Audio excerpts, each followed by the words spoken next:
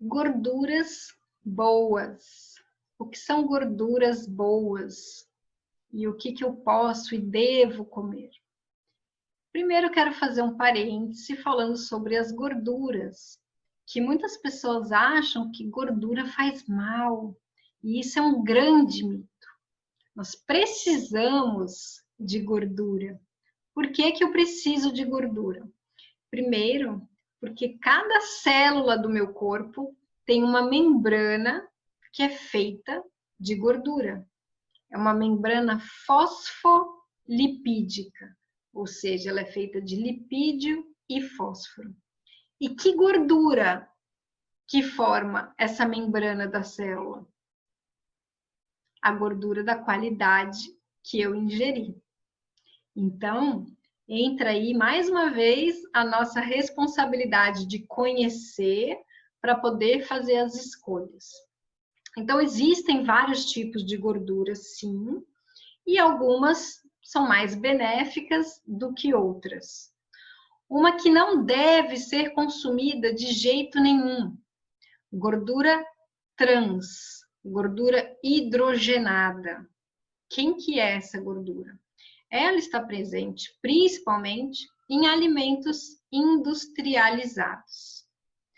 O exemplo clássico é uma margarina, por exemplo.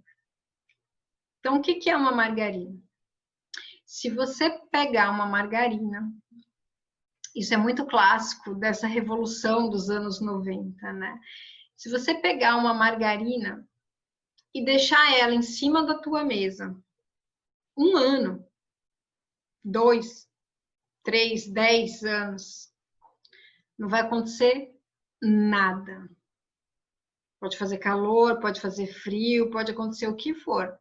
Não vai mudar aquele produto, vai ficar com a mesma cor, o mesmo cheiro, com a mesma textura. Por que isso acontece? O que é hidrogenar uma gordura? Bom, vou trazer um pouquinho de química aqui, bem rápida, para você entender. Na indústria, eles pegam a molécula de gordura, que é feita, né, uma molécula vai se juntando com outra para formar uma substância. Então, eles pegam essa molécula que está numa configuração e simplesmente invertem. Isso é hidrogenar. Eles trazem mais hidrogênios para acontecer essa mudança, né? Ela estava numa conformação cis e vai para uma conformação trans. É por isso que também a gente chama de gordura trans, porque foi essa molécula que foi industrialmente modificada. Pega, por exemplo, um óleo, um azeite, um óleo de milho, de soja, eles estão num estado líquido. E quando eu faço essa mudança na molécula, de cis para trans, essa molécula ela fica estável. Então, não vai mais passar para o estado líquido, ela vai ficar sempre ali naquela textura. Então, essa é uma gordura que a gente deve evitar, realmente. O que mais é gordura? Nós temos gordura nas carnes, na pele do frango, e aí a gente tem as gorduras do reino vegetal, que são as gorduras mono e poliinsaturadas, que são as melhores. Onde que eu encontro essas gorduras de excelente qualidade? Por exemplo, no abacate, nas nozes, amêndoas, o próprio amendoim. Todos eles têm essas gorduras que são poliinsaturadas, extremamente positivas. O que mais? A linhaça, a chia, semente de girassol. Então, essas gorduras, elas podem e devem ser consumidas com frequência. O que mais eu posso comer com frequência? Todas as hortaliças, todas as folhas. Você tem hortas aí maravilhosas, aproveite as suas hortas. Então, todas as folhas, todas as folhagens, seja crua ou refogada. O que mais? Temperos. Quais são os temperos que se usam?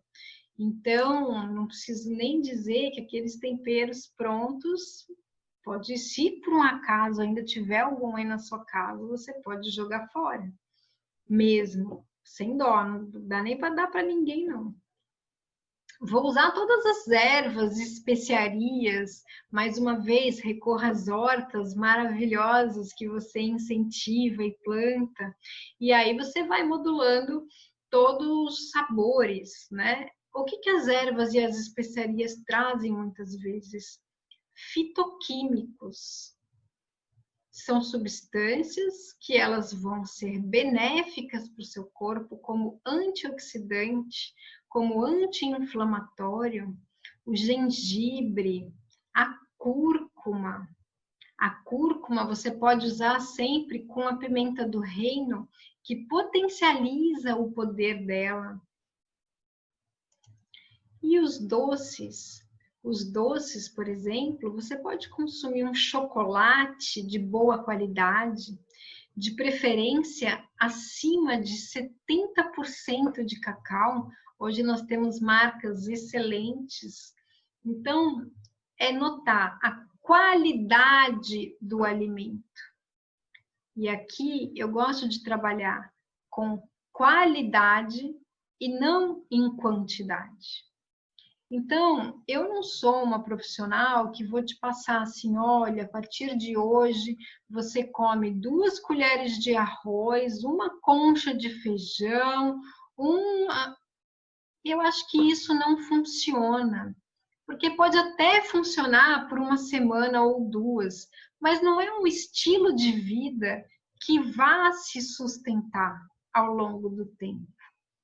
Então, o que eu preciso propor para você são mudanças que sejam duradouras e que tenham a ver com o seu estilo de vida e que seja possível de conciliar com a sua vida familiar, com a sua vida social, sem se privar de nada. Sem achar que porque comeu aquele bolo de aniversário, você fez alguma coisa errada. Não tem certo e nem errado. Tem um equilíbrio, tem o conhecimento, tem as escolhas. Então, se é para sair para comer uma pizza, sai para comer uma pizza. Se vai receber alguém em casa e quer fazer um bolo, faz um bolo.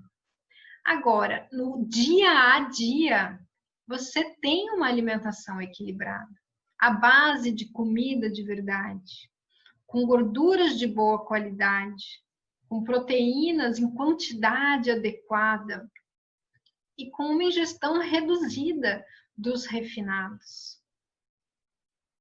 A farinha de trigo, a gente já conversou sobre isso, ela também causa em muitas pessoas um estado inflamatório, lá nas células do intestino.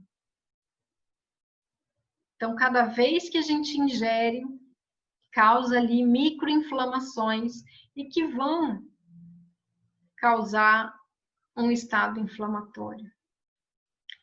E muito do que eu falo, do que eu digo, eu aprendi primeiro com grandes estudiosos, grandes profissionais da saúde, e eu aplico em mim mesma.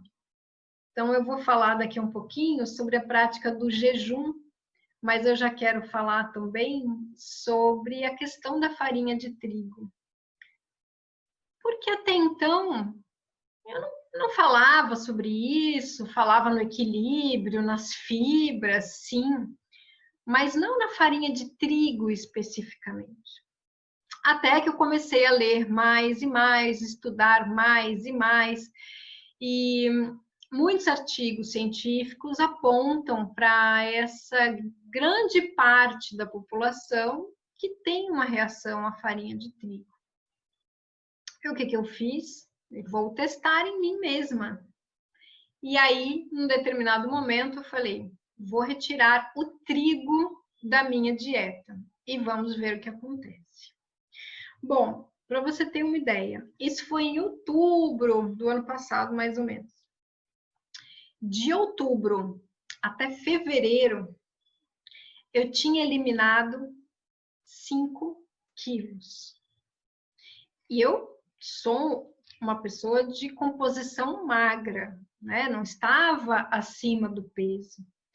E não tive outras grandes mudanças na minha alimentação ou no meu estilo de vida que justificassem. Comecei a estudar mais ainda para embasar o que poderia ter acontecido.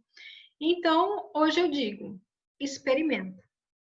Se fizer sentido para você, você reduz, elimina ou não. Experimenta e você vai sentir no seu corpo. Eu preciso fazer um outro adendo aqui sobre o que hoje já foi chamado muitas vezes de diabetes tipo 3, que é o que nós conhecemos como doença de Alzheimer. Alguns estudos já correlacionaram a doença de Alzheimer com o excesso de consumo alimentar e de refinados ao longo da vida. Estudos foram feitos com biópsias de pessoas já falecidas e que estavam acometidas da doença, e estuda-se hoje já com esse direcionamento de chamar de diabetes tipo 3 a doença de Alzheimer. Então, é uma construção ao longo da nossa vida de como nós vamos envelhecer. Está se cuidando. Você está fazendo as escolhas para essa sua longevidade ser o mais saudável possível, para você ter disposição, para você ter essa leveza do ser, para o seu corpo te acompanhar.